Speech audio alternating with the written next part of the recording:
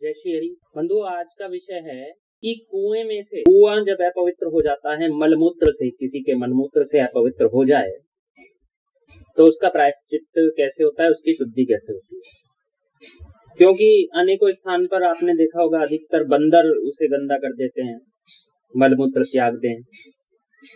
कुत्ते भी गंदा कर सकते हैं, अथवा उसमें कुत्ते गिर जाएं, अथवा बंदर गिर जाए, अथवा कोई अन्य जीव गिर जाए, तो अशुद्ध होने पर उसकी शुद्धि कैसे होती है। तो प्रथम तो आपको बताते हैं कि शुद्धि कैसे होती है।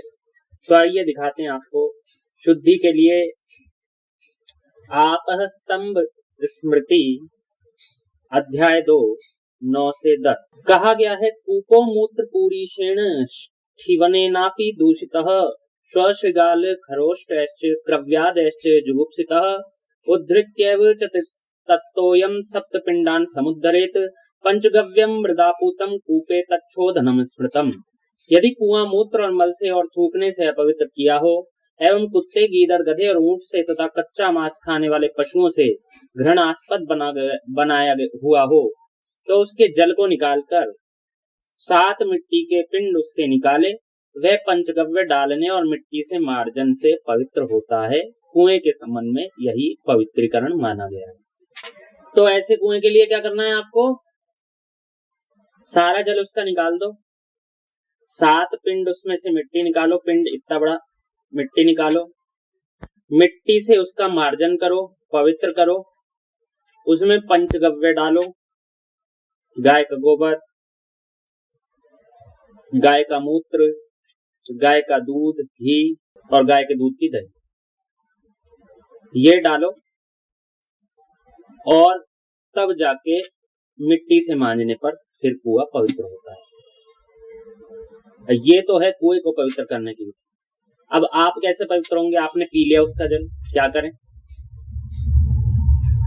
तो दिखाते हैं शास्त्र के माध्यम से। संवर्त स्मृति 191 श्लोक। क्या कहा गया है?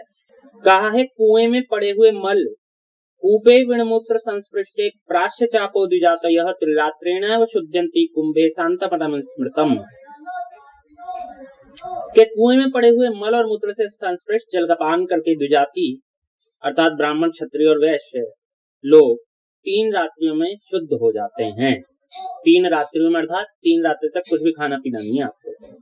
और घड़े में यही जल ऐसे पड़ा हो और उसका पान कर लिया हो तो शांतपन व्रत करके शुद्ध होते हैं। तो ये था ब्राह्मणों के लिए, क्षत्रियों के लिए, वैश्यों के लिए। शूद्र तो इससे पहले ही शुद्ध हो जाता है। ब्राह्मण 3 दिन में होंगे तो संभवतः शूद्र 1 दिन में शुद्ध हो जाएगा। अब दूसरा प्रायश्चित है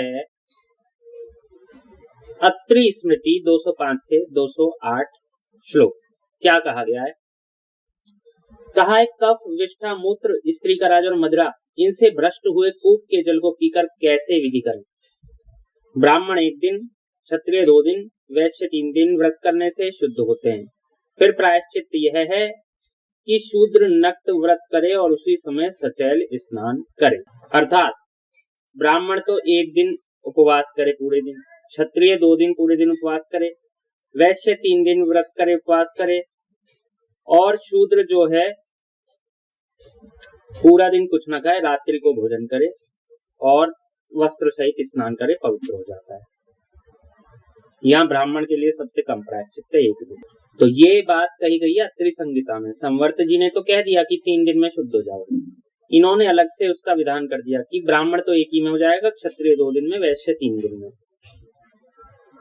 और शूद्र के लिए कह दिया वो आधा दिन उपवास कर ले, वो शुद्ध हो जाएगा। अगर अच्छा यही जल यदि बासी हो, बासी उक्त कूप का जल हो तो 1 रात दिन और अधिक हो तो 3 दिन उपवास करे। तो बासी हो तो 1 रात दिन और अधिक हो तो 3 दिन उपवास करे, और अधिक बासी हो। कुल मिला के 3 दिन वाला प्रायश्चित वैश्यों के लिए उत्तम, सभी के लिए उत्तम है। तो ये था बंधुओं कूप को पवित्र करने की विधि और प्रायश्चित। धन्यवाद। आपके भी मैंने देखा है अनेक स्थानों पर कूप होते हैं, कुएं होते हैं, लेकिन उन्हें शुद्ध करने की विधि नहीं पता होती। जैसे वृंदावन, गोवर्धन, मथुरा, बरसाना, नंदगांव आदि में बहुत से कूप हैं। आपके भी घर के पास कोई कुआं होगा, मंदिर का कुआं होगा, वो अपवित्र हो जाते हैं तो आपको विधि नहीं पता, तो यह विधि है। और आप सोचते होंगे कि मंदिर में कूप यदि अपवित्र हो गया तो उसको पवित्र कराने का कार्य खाली मंदिर के संरक्षकों का है। नहीं बंधु, आप मंदिर में जाते हैं, आप उससे जल लेते हैं तो आपको अपवित्र जल मिलेगा, अच्छा नहीं लगेगा।